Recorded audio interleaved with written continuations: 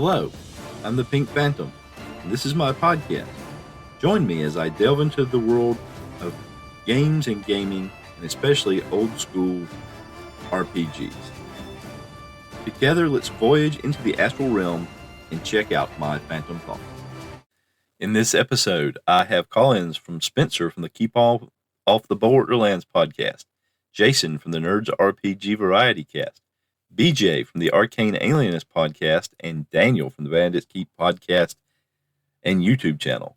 I also continue my OctOSR reading through the book Mustering, and more from the Tales of the Dragon Slayers. So let's get on with it. This podcast is part of OctOSR, the October-long celebration of old school games, old school rule sets, and old school styles of play. For OctOSR this year, I'm going to be going over Muster, A Primer of War, Advice for Playing D&D in the Wargaming Way, published by Arkenstone Publishing, written by Eero Tuvonen. It can be found on the Arkenstone Publishing page on DriveThruRPG. The PDF is pay what you want, and I will include a link in the show notes. Hey Pink Phantom, Spencer here. I thought that was really interesting what you were saying about story, or rather what Muster was saying about story, and it got me thinking about why there's this tension, or this perceived tension between story games and the OSR, because story games are story first. There are rules to create satisfying narrative arcs and stuff like that, whereas old school D&D's emphasis is on the activity, the process of play, and as you say, with story being a byproduct of that. So the emphasis being the activity of playing the game is enjoyable. If the result of that is an interesting, memorable story, then yeah, that particular session, that campaign may be more memorable, but that doesn't necessarily mean that you had any less fun playing a game that didn't lead to a satisfying story. And just to clarify, I'm not suggesting that story games aren't fun to play. But you are playing for a payoff, a particular result, so to speak, rather than just playing to survive. That's just my uninformed opinion, by the way. Thank you for that call, Spencer. I thought that was a particularly thoughtful response. For me, as time has gone by, I think I've seen that tension between more OSR style play and story gameplay.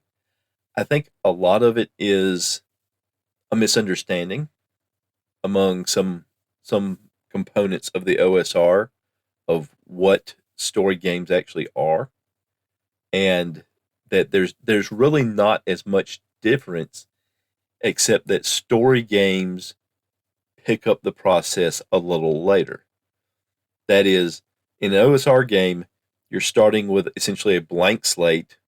In most cases, OSR style play emphasizes the idea of a sandbox, and there's story hooks, and the players can go where they will. But once the players have chosen where they're going to go, what kind of plot hook they're choosing to resolve, what kind of opportunity they're going to pursue, at that point the games become very similar. They dovetail together.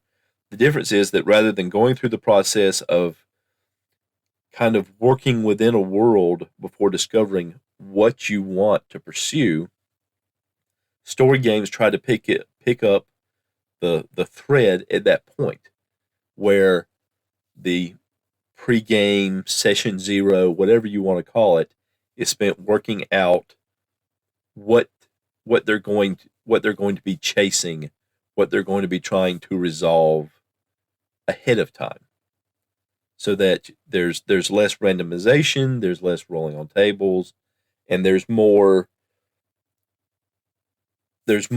less casting about before settling on a course of action. You've settled on your course of action and you're going to go forward. And a lot of the modern style of play with story paths and adventure paths and things like that are based on that, where you come together and you pick, we think this series of modules or this adventure path is something we want to pursue, and we understand that that means that there's not going to be as much going on or maybe nothing going on outside of this, but we're going to follow this general road. And I think the big misunderstanding is a lot of OSR folks think that that means that it's all been decided and the results are decided, but the results aren't decided. You can still fail. You can still succeed. You still have different paths to success and you still have different paths to failure. It's just that your goals are much better defined than in a more traditional sandbox style OSR game, at least in the beginning. You're kind of cutting to the chase. You're getting to the heart of the novel. You're not getting to know the entire world as much because you've already decided what part of the world you want to focus on. I'm not sure if I'm being very clear with all that, but I think it's not as different as sometimes it's painted, the difference between OSR and story games. And I think sometimes the idea of a story game gets conflated with the notion of the game master and the quantum ogre and fudging dice rolls and all those other things that we talk about as being, very negative to the game, where the game master is essentially telling a story and it's got the beginning and the middle and the end already, and the characters are just along for the ride. I think story games are this is the story we want to see where it goes. We don't know where it's going, but we want to see where it goes. This is what we're interested in. And that's really no different than if you pick up an adventure hook in a tavern or a quest from the king or chasing a dangerous artifact that you've heard about that threatens the village or the kingdom or the world, depending on how big setting you're in. So I think the differences are maybe a little overblown. And but as you say, there's also the element of, are we there for resolving a story? Are we there for resolving, a tension that affects one or all of the characters, or are we just there to play a game and have fun? And that takes into context, you know, above the table actions as well. There are some people that go to RPG sessions because their friends are there and they have fun, and maybe they like to do funny voices, or maybe they get into the game often, and or maybe they don't get into it as much, but they enjoy the activity and they enjoy the people it's with. And this is turning into a mishmash of an answer, so I'm going to stop now. But thanks for calling, Spencer. I always appreciate it. Hey, Jason here. Listen to your latest episode, and you talked about how October's kind of gotten away from you, and it's the same with me. I had a bunch of things happen that kind of interrupted my plans for what I was going to do in October, so I'm kind of scrambling to get things fit in before the end of the month. But, in your latest talk on Muster, you talk about metagaming and all, and I really think it depends on how you approach the game, and I don't think there's a one answer to this, as you kind of said, because when you look at the people that approach it as a fantasy adventure game, then metagaming is fine. It's not an issue at all. Where if you look at people maybe coming in from maybe the NSR version of it, well, so the NSR version might be using meta currency is okay, but metagaming is in using your knowledge would be wrong, right?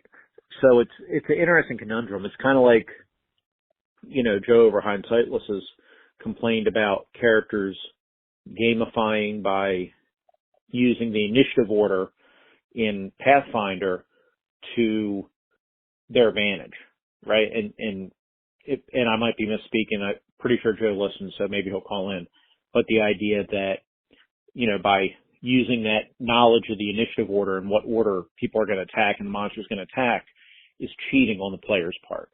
And I don't think so. I think that's part of the game, but I'm okay with player knowledge too. I don't, it depends on the kind of game you're trying to play. But if you're playing a tactical game, then I don't think it's an issue to interact with those parts of the game tactically. And I think Pathfinder's effectively miniatures game when you get to combat. So it's okay to gamify all that because it's a game. And I'm interested in Joe's thoughts on that. But if you're playing a more theater of the mind kind of game, then, gamifying it might be not in the spirit of the game. And I could see that too. So I really think there isn't one answer to that, but I do think it's an interesting discussion. And I think the big part is there's not one wrong way to play it. There might be a preferred way for your group, and that's cool. And your group's not wrong to play their preferred way. But if you tell other groups they're wrong because they're doing it a different way than your group, at that point you've crossed the line, right? So, and that's the interesting thing about the OSR. It's this big tent, and there are all these different ways to do it in there, and the ways might not be the way you do it, but they're just as valid as the way you do it, So that's kind of what makes it both interesting and also frustrating at times. Anyhow, I just thought I'd share that thought. Thank you, Jason. Yeah, it's always I think it's an interesting tension in the hobby as a whole, and how that's going to exercise at particular tables.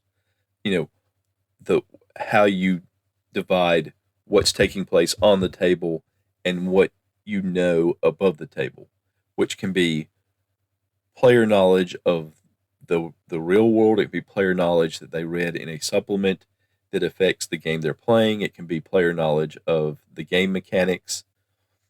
And so you have this tension and you'll see these discussions in the RPG sphere of that it's not an excuse to do something that's considered to hurt the party or hurt the campaign just because it's what my character would do, which is making a decision based solely on, on the table knowledge, versus there's also discussions where it's not considered appropriate to make a specific decision because there's a little wrinkle in the game mechanics that allow you to do this that your character wouldn't know because your character doesn't know it's game mechanics, because your character doesn't know it's a game, but you're doing the optimal game mechanic thing. That's also sometimes considered out of bounds. So don't do it just because it's what my character would do, and don't just do it because, well, the rules say I can. So there's that tension there. How much of player knowledge and how much of character knowledge are appropriate? And different systems do that in different ways.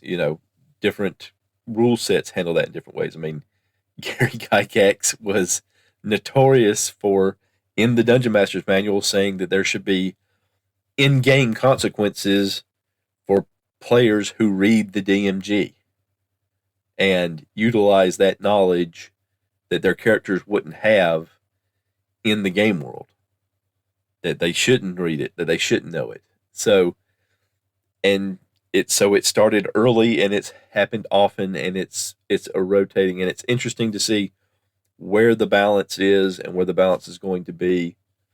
And that's why, to the derision of some people in the RPG community, there are others who insist on a robust and almost formal session zero to hash all this out. That's why there are those in other parts of RPG who, to the horror of other people in the RPG hobby, say, well, I just put out there, this is my game and these are the rules, and if you're going to play with me, you're going to abide by these rules if I'm going to run the game. So there's all kinds of dynamics in this hobby that play off of that thread.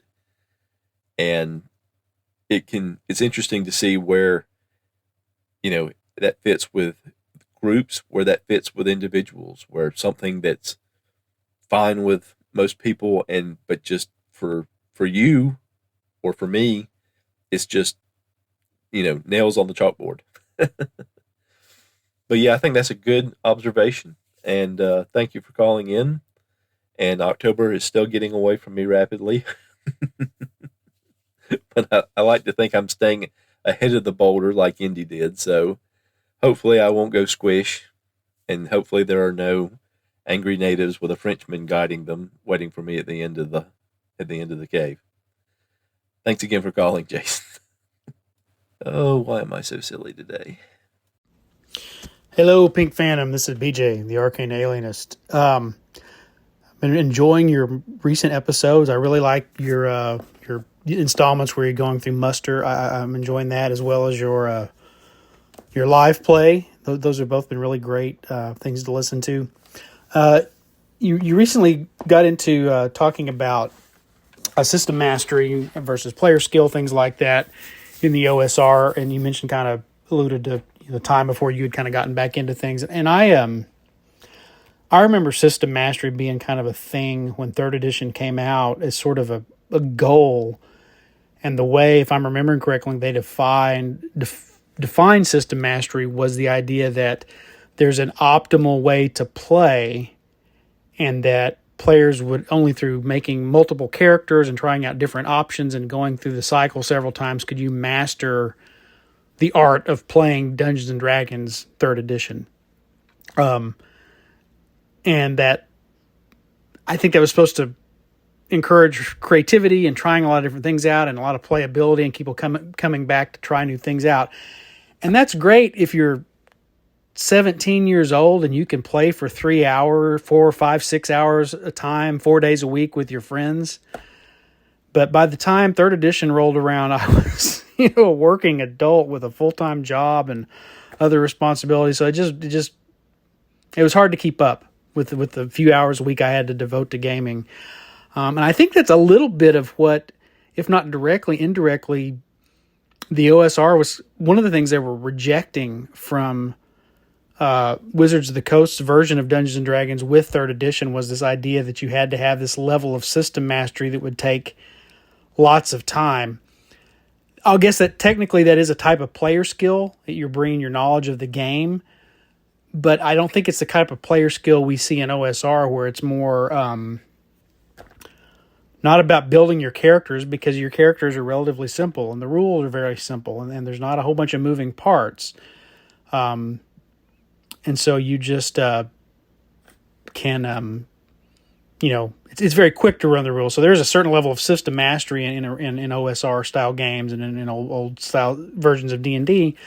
But I think the bar to master that is much lower, and then you very much get into what decisions do you make in the moment based on the encounter you're in, or the actions you're taking, with managing the resources you have you're in your character's disposal. And that's a very different approach than the idea I'm going to learn the optimal way to select equipment, feats, skills, ability scores, spells, and every combination thereof to get the absolute best paladin I can make, or the absolute best fighter I can make. And not that there's one simple answer, one correct answer within third edition D&D. There are multiple ones, but it's easy to get yourself into suboptimal builds and trap builds, as they call them, that don't work as well as you'd like if you don't really understand the system. And although they've walked that back a little bit with fifth edition, I say it's still there. It's still, there's still an element of that. It's a lot harder in fifth edition to make an ineffective character or a useless character the way you could in third edition pretty easily. So I think that's really interesting, though, to contrast the sort of system mastery approach versus sort of the old school approach to player skill. And even though I guess on some level those terms are interchangeably, because it is the metagame you're bringing with your knowledge of how to play this game. But I think they're applied in very different ways with a very different philosophy about what skill you're trying to bring forth.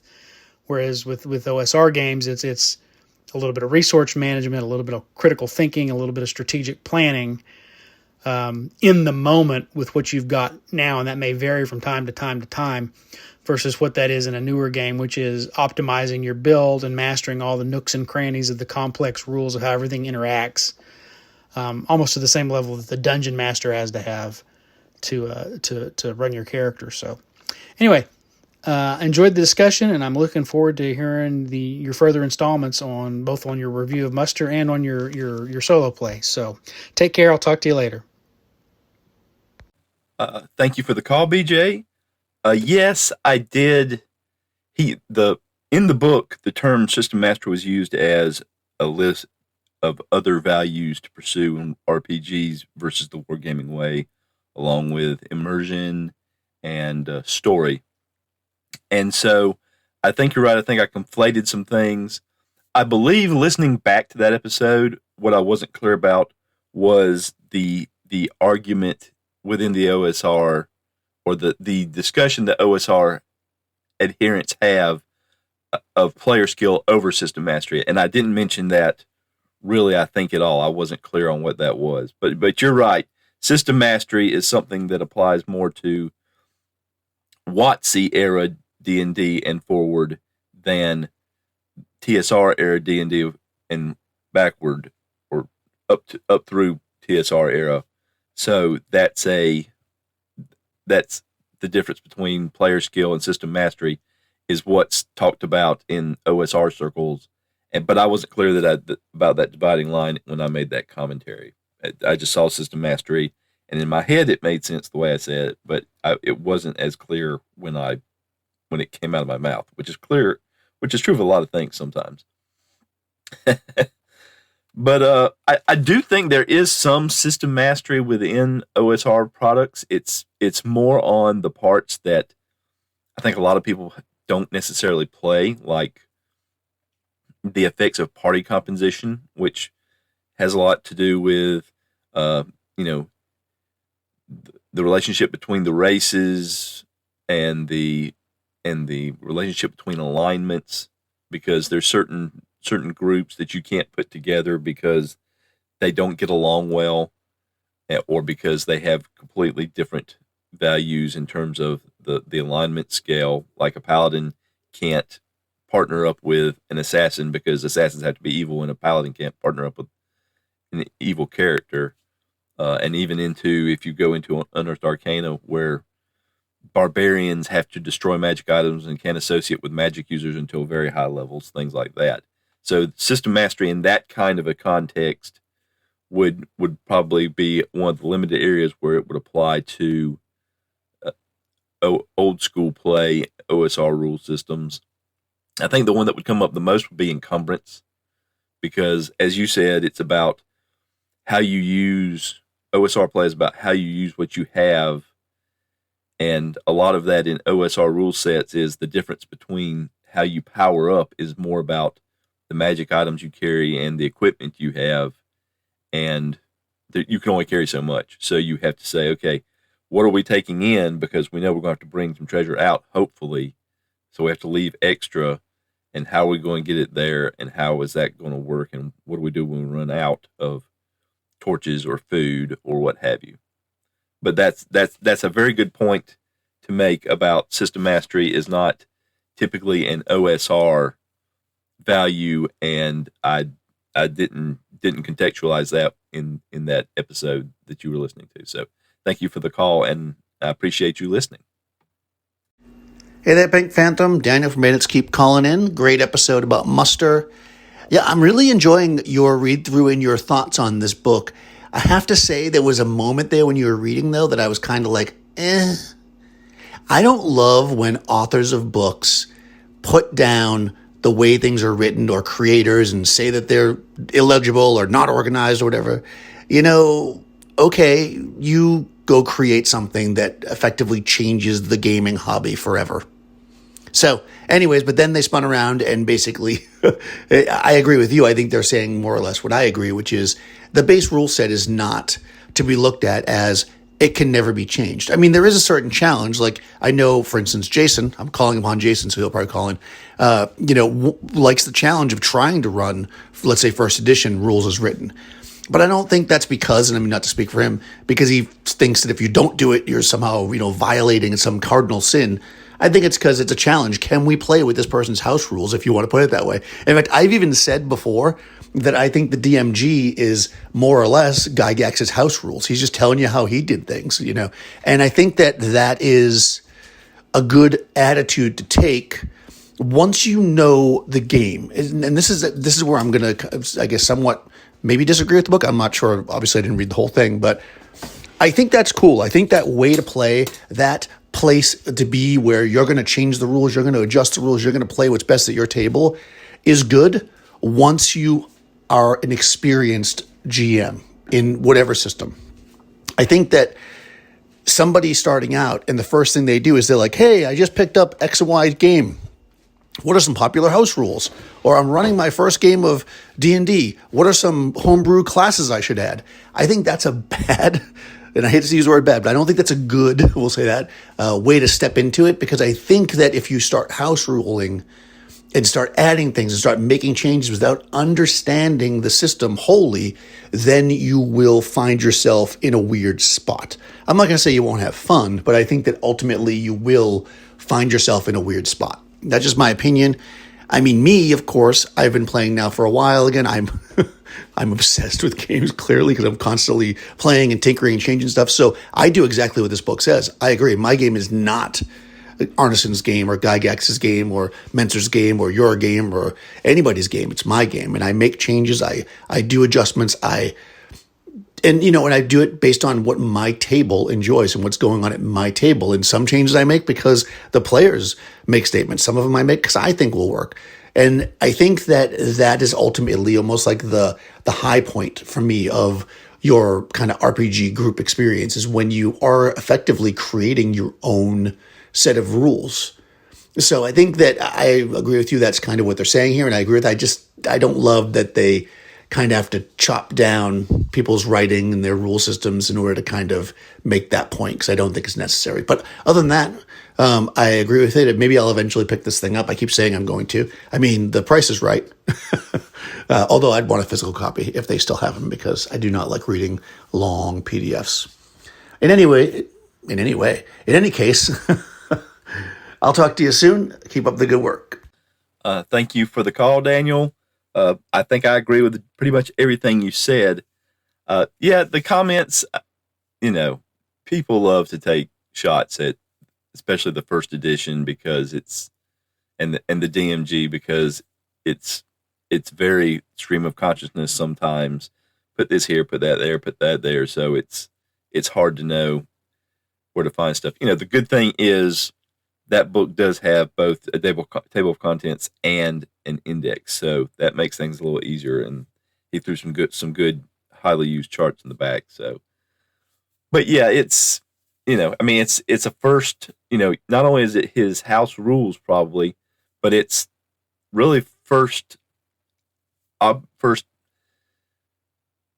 text to really address how do you be a dungeon master, how do you be a game master, and that's always going to be a little cruder than if you go, let's say 50 years down the line. I don't know why I picked that number, but you have examples to use, and there's a lot in there. There's a lot in that book. So because he's trying to set a certain style of campaign that he views as working best, because that's what he did. And I think in the book Muster, if I wasn't clear enough when I was talking about it, the author does make clear that you should be very familiar with the system before you go monkeying around with it or building on top of it. And he goes to a great deal detail here and there about, this is what the system is, and this how he sees it as the basic system within the D&D concept. And so anything you have needs to build on it, this understanding of it. So agree very much. I will say that on Drive-Thru RPG, there are both softcover and hardcover options. And looking at the prices, it looks like he's priced them basically, you can buy it pretty cheap. I mean, you can buy it cheaper than a lot of other books I see in either softcover or hardcover. So I think if you pick the lowest possible, because in the new look of Drive-Thru RPG that I've been looking at for about a week or so now, if you pick one of those selections, it offers you a variety of prices that you can choose to pay. I think if you pick the lowest one, you're probably picking one where there's no money going in the author's pocket at all. And I have the softcover version, and it seems pretty good. It seems to be holding up pretty well, because I've The only real negative I would put on it is you're not going to take this soft cover version and lay it on a table and lay it flat and read it, because it tries to close up on itself. I think if you broke the spine real good, you could. I don't know what would result from that, but because I've tried laying it down, you'd have to lay something heavy along the top or bottom to. But fortunately, there's actually a pretty good margin down at the bottom of the pages. So if you wanted to lay something heavy along the bottom to hold it open, you could. I don't know anything about the hardback version, so you'd be on your own if you ordered that. I can't give you any commentary on that, but it seems like a good book. It seems like it's something that would hold up through several readings. You would just have to. You're not going to hold it in your lap or lay it on a desk if you get the soft cover version. So thank you again for the call. And speaking of Muster, the next section of Muster on page 79 is entitled The Simulation Program. Dungeons & Dragons is a war game about adventure and adventure fiction. A lot of ink gets spilled about how the game is exciting and heroic. Back in the day, the attentions were on how realistic the game was or wasn't. Too little is said about the underlying assumptions of the world simulation, particularly as D&D is unusually ambitious for a war game in this regard. I think that looking into what is the actual interesting thing that the game does here is worthwhile.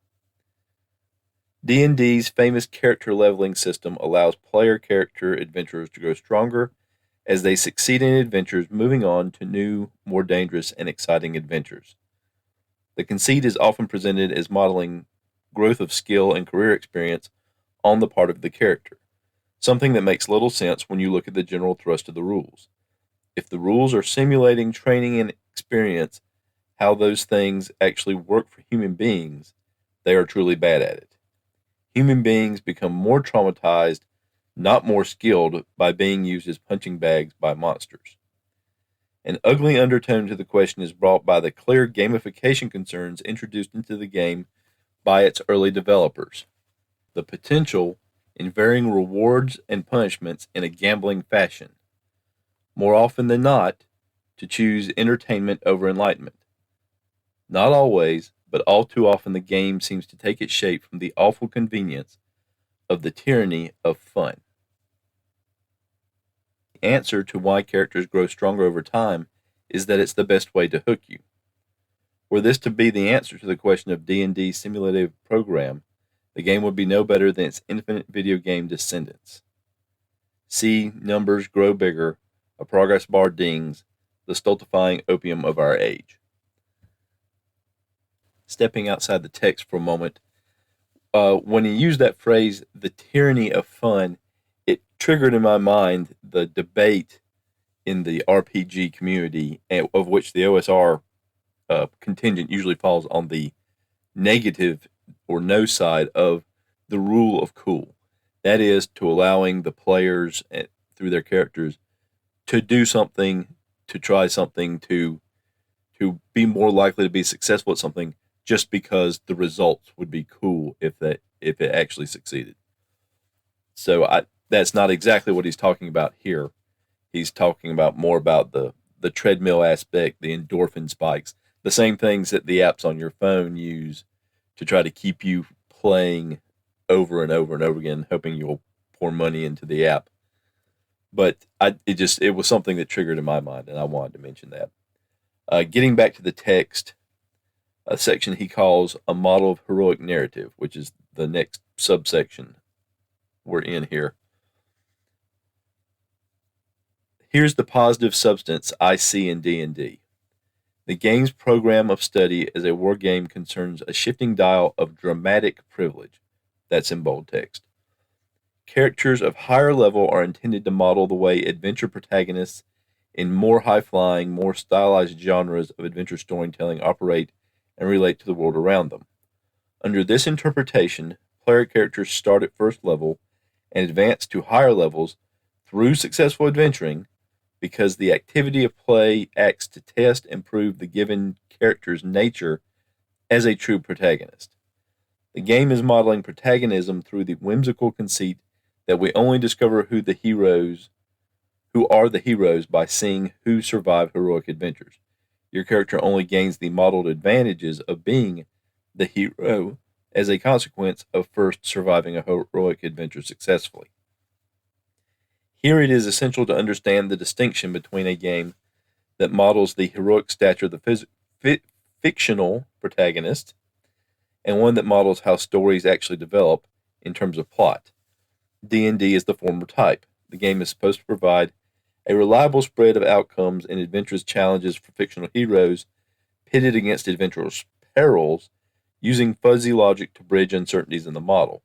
The outcome is not a story, merely the simulated approximation of what would happen if. Just one that happens to account for ineffable heroism as one of its factors.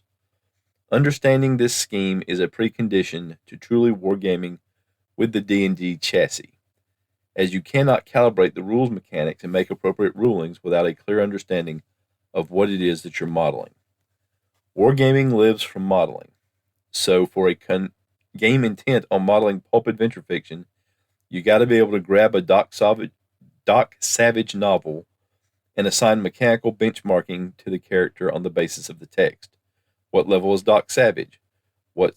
That's what level is in D&D. That's what level in D&D measures.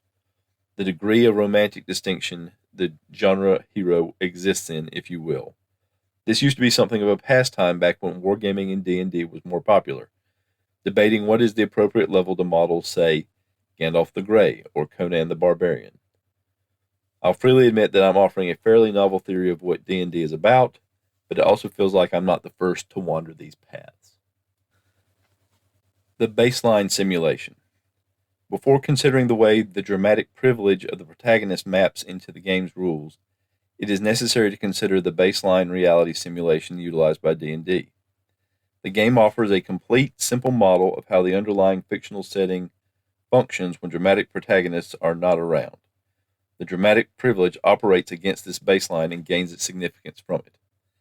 As one might expect, D&D deals first and foremost with dungeon warfare, so that's what the important benchmarks deal with as well. A normal human has few hit points, say 1d6. This handful of points is an abstract resource that buffers the person from the awry consequences of adventuring. The points get lost during an adventure, recovered according to specific rules, and if you run out, bad things happen to the character. An adventurous peril causes some injury measured in hit points.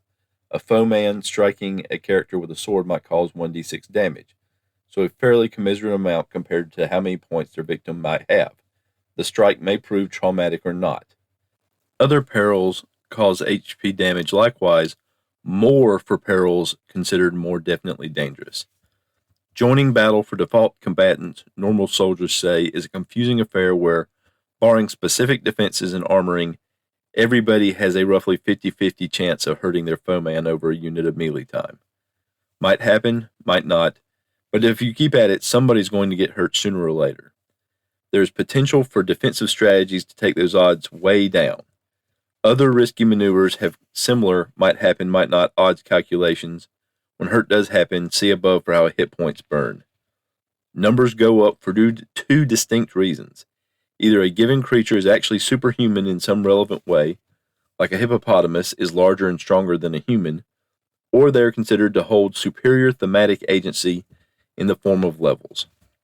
Both of these concerns have their own detailed benchmarking to use in statting up an immense variety of situations and how they relate to hit point pools. So that's the core of the D&D realistic baseline model of adventurous interaction. Dirt simple and very abstract. It needs to be because the game elaborates and gilds on top of the baseline far, far beyond what you expect to be possible, but that's the basics. I cannot stress the importance of understanding this enough for a prospective referee.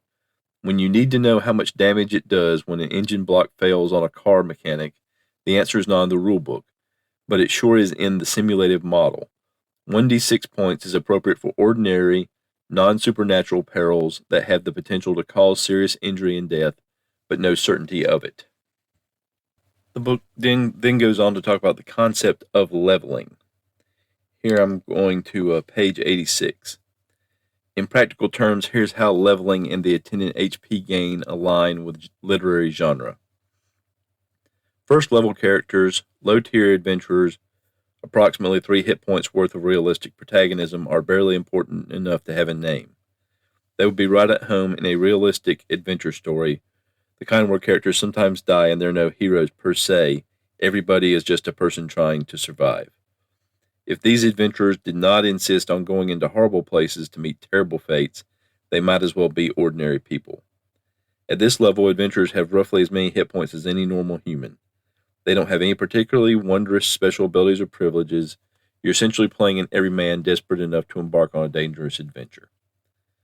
Fourth level characters, mid-tier heroes, approximately 15 hit points in an action hero package, are comfortably heroic in the low-profile way that adventure fiction presents. The story doesn't go out of its way to depict the hero as an invulnerable god of war or anything like that, but they have luck, fate, and plot armor to a degree that makes it really obvious who's the hero and who's just support cast. Most adventure fiction heroes, from Flash Gordon to Indiana Jones to Batman, pretty much operate by these mid-level rules.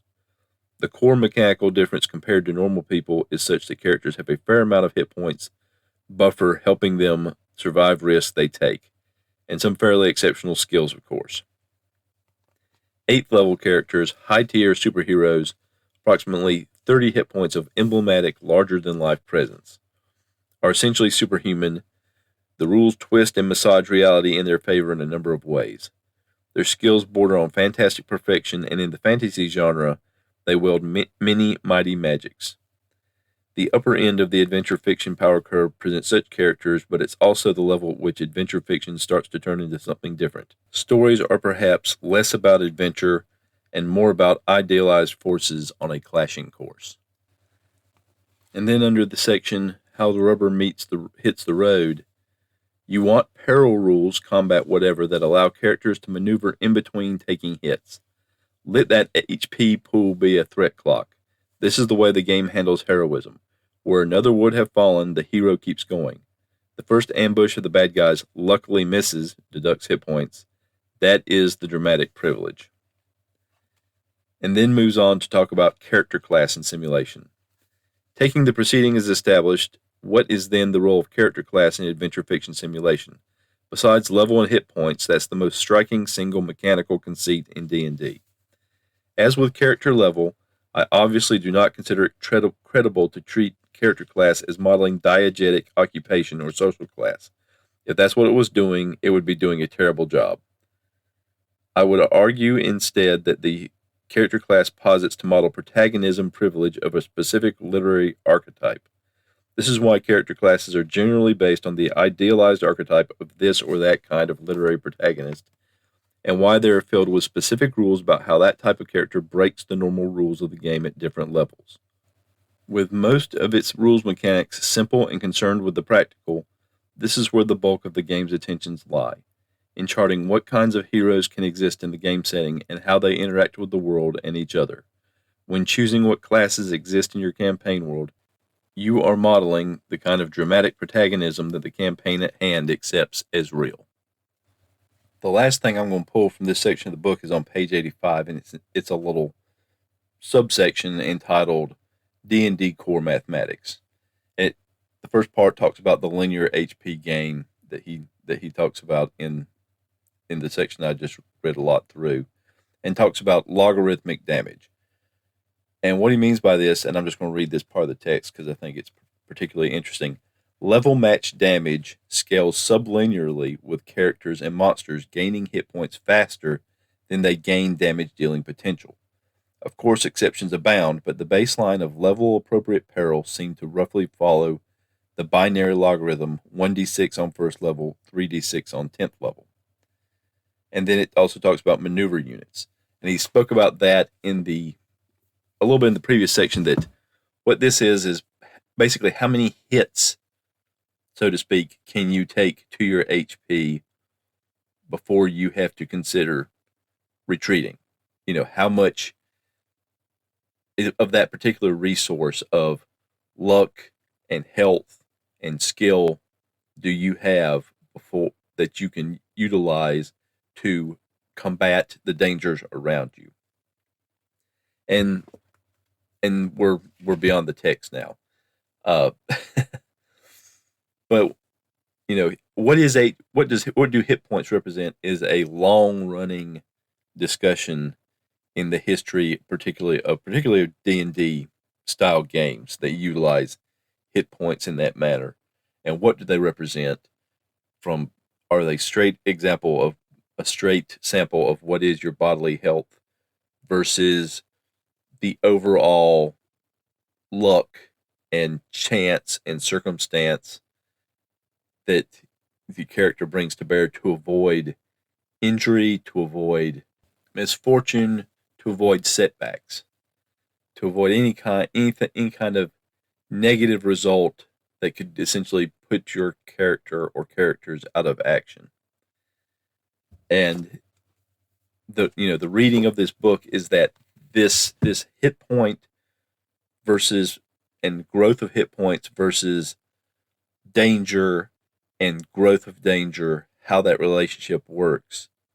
This is the definition of the book, that as the character increases in level, that the ability of danger of that same level to knock them out with one blow, with one opportunity, with one misstep diminishes, and that the character has more opportunities to seize the initiative, to seize control of the situation before the danger grows too great and the character or the party has to retreat. And that's a long running discussion in RPGs. What do levels represent? What do character classes represent? And so that's just the take of this book in terms of the wargaming way, what they are. That character classes are archetypes that bring a certain set of skills, so to speak, to meeting challenges and enabling them to essentially break the rules that normal people have to abide by. That levels are what increases their ability to challenge danger and to continue putting themselves at risk before they have to withdraw, and that hit points are a measure of how they are affected by the negative consequences of their actions. So that's all pretty straightforward. I don't have a lot of commentary on that. I think it's always interesting to see people's takes on what these things are, particularly some of the more long-running arguments we've had in the hobby. And so I'm gonna close it up there. That took a little longer than I thought it would, and I'll hopefully see you next time as we continue in OctOSR with Muster, a primer for war, advice for playing D&D in the wargaming way. Thank you for listening. And now, more from my solo AD&D RPG campaign, Tales of the Dragon Slayers. The next day, the party returned to clearing out the first floor of their new base. They returned to the octagonal room where they were attacked by spiders, and they took the west exit. The passage turned into a hexagonal room, 40 feet along each axis, with a high rocky ceiling. 2 piercers lurked above. Piercers surprised 95% of the time. I rolled a d20 and got an 11. I then rolled surprise for the piercers and got a 1. So the piercers would have 10 surprise segments to act. The entry in the monster manual for piercers states that they move at 1 inch, which would be 10 feet in the dungeon setting per round, but it doesn't mention how they do it. At the time, I just made a quick ruling and ruled that it was levitation. So with a 20-foot ceiling, it would take them 2 moves to get in position to attack again. Thinking further on later, after I completed the delve, I like the idea that they're like squids with the tentacles forming their spike around their beak that they use to feed, with some kind of rocky covering along the exterior. And that would explain why they move slowly, because the tentacles wouldn't be quite as flexible as a squid's tentacles would be, and that would enable them to crawl up the walls. But that would take longer, which would mean it would take more time to reload, for lack of a better term. But at the time, ruling that it would take them 2 turns to get up, they were going to end up getting 4 attacks before the party could act. I rolled to determine the hit dice of the piercers, because it could be it could be a range from 1 to 4, and got 2, giving them 2 to 12 points of damage when they attacked. They rolled mostly poorly. I rolled a d8 to determine what their targets were among the party, and their 2 highest hit rolls of 17 and 18 at the time they were directed at Gus, so they couldn't get through his armor. After the 4th attack, the party were able to quickly dispatch them. The party found Electrum and an amulet in an iron trunk under a loose stone. A 10 by 10 foot room to the north was empty. The party returned to the octagonal room and went east. The corridor went 30 feet north to a dead end. They found 2 secret doors in that section of hallway, one at the north end and one on the east side. They spiked both of these and followed the corridor south. They found a side corridor leading to a door they had previously spiked shut from the other side. They then continued south to the end and found another door. They broke down that door and discovered 11 kobolds.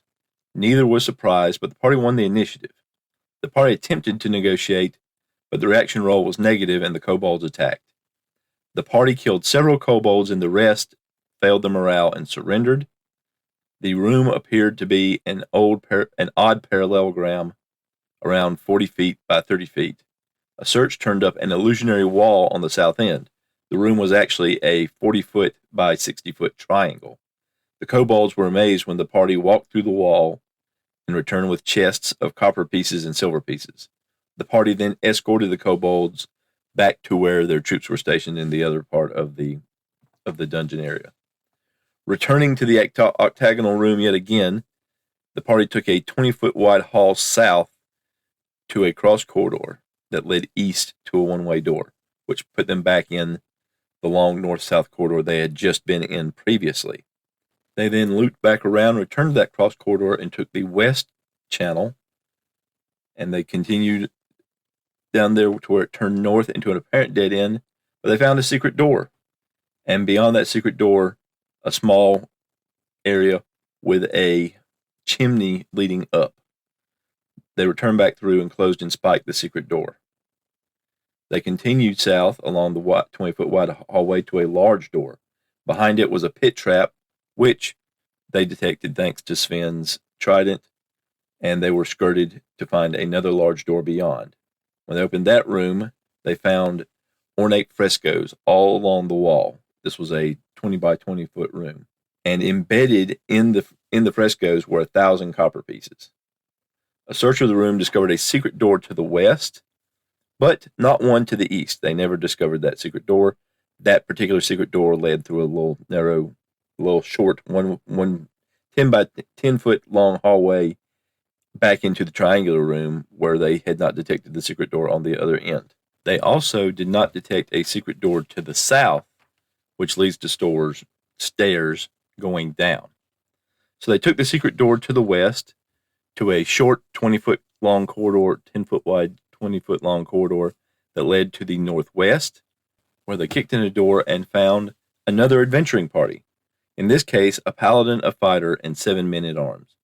The reaction roll was positive, and Prior the Bold and Michael and their hirelings joined the expedition. Their new companions were surprised when the party found an iron trunk hidden in a false back in a cabinet with platinum and an axe. A search also revealed secret doors to the north in the northeast corner of the room and to the west in the southwest corner of the room. They opted for the north door. When they kicked in that door, they were set upon by 6 giant ticks.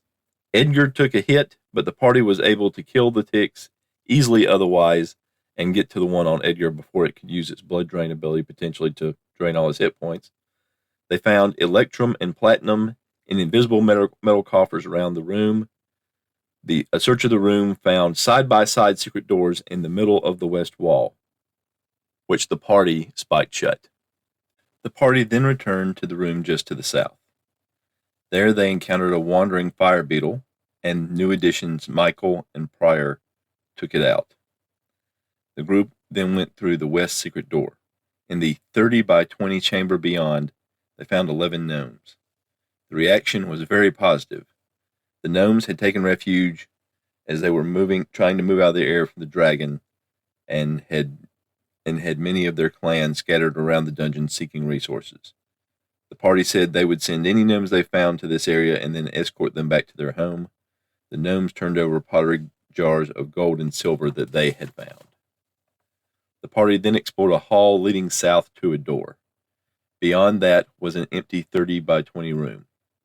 A search turned up a secret door to the south, and the hall beyond went to a Y intersection. The southeast forks led to a stairway up, and the southwest fork had a door at the end leading west.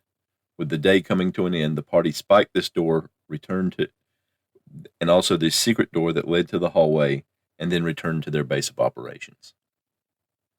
The opening music of this podcast is Strength of the Titans, and the closing music is Late Night Radio, both by Kevin MacLeod of Incompetech.com, licensed under Creative Commons by Attribution 4.0 license. Thank you for listening to Phantom Thoughts. I would love to hear your feedback. You don't have to be part of the show. If you want to contact me and let me know, hey, these are for your eyes only. I just wanted to give you thoughts, ideas, response, and it's really for your eyes or ears only. That's absolutely fine. I'd love to hear from you either way. So just let me know when you contact me. I don't want to be part of the show. There are lots of different ways you can contact me. You can send me an email at phantomthoughtspodcast@gmail.com. And that can be a regular email, or you can attach an audio file to it. You can use the message button on my podcast site on podcasters.spotify.com/pod/show/phantom thoughts. You can contact me via my Google Voice number, 864-209-1441. You can contact me via SpeakPipe at www.speakpipe.com/phantom thoughts. You can contact me on Discord, The Pink Phantom. All this contact information is listed in the show notes of every episode. And thank you for those who call in. Thank you for those who don't call in. I appreciate you listening and hope you'll listen again next time. Until then, I hope you have a great day.